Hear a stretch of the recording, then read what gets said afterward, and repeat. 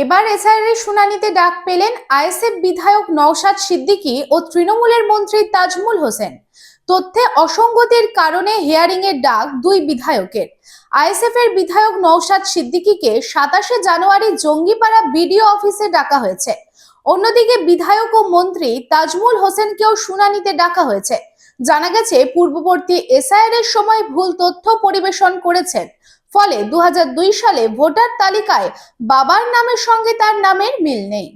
চাই ব্র্যান্ডেড জামা কাপড়? তাহলে আজই আসুন ভ্রেনাম লাইফস্টাইলে।